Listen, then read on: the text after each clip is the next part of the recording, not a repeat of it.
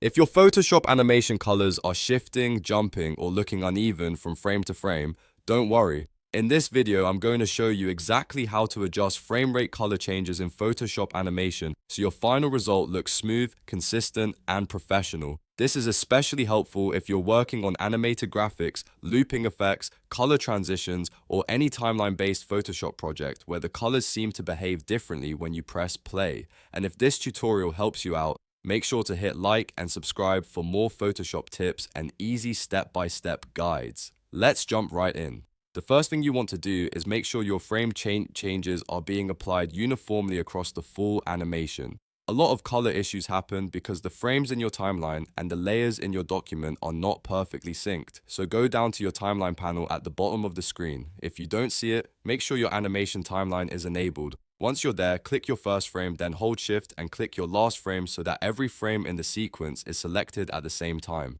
This is important because now you're not editing just one frame. You're working across the entire animation sequence. With all your frames selected, go over to your Layers panel and add an adjustment layer at the very top of your layer stack. You can use something like hue and saturation, color balance, or curves depending on the look you're trying to create. By placing that adjustment layer at the top, any color change you make will affect every selected frame consistently. That means no random flickering, no strange color jumps, and no frame-by-frame mismatches. If you've ever noticed that a color looks perfect on one frame but suddenly shifts when the animation plays, this is usually the fix. The key is to make the color adjustment globally instead of trying to correct each frame manually. That saves time and makes your animation much cleaner. Next, let's talk about frame speed, because timing plays a huge role in how color changes appear. If your animation feels too fast, too slow, or like the color is lagging behind the motion, you need to adjust the frame delay. In the timeline panel, select the specific frames where you want the color transition to slow down or speed up.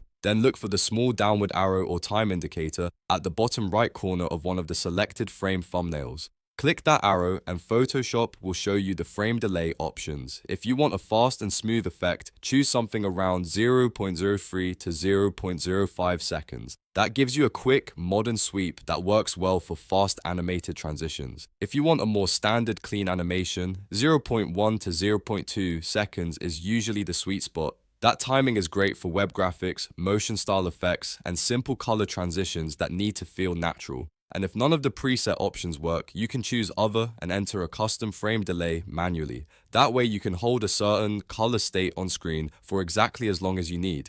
Now, if you're making an effect where each frame is supposed to show a different color, like red on one frame, blue on the next, and green after that, you also need to check your timeline settings. Sometimes the colors appear to bleed together or blend incorrectly because of how layer visibility is being handled. To fix that, click the Timeline Options menu in the top right corner of the timeline panel. It looks like the menu with 4 horizontal lines. From there, make sure Link Timeline Layers is checked if you want the structure of your layers to stay aligned with the animation.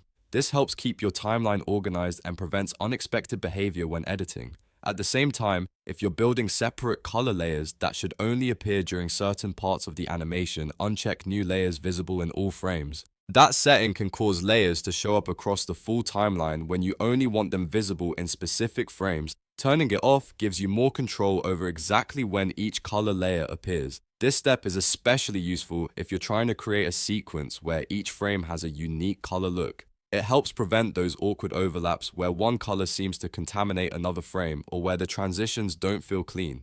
And finally, let's fix the export settings, because even if everything looks great inside Photoshop, your final file can still come out looking choppy, compressed, or distorted if the export settings are not right.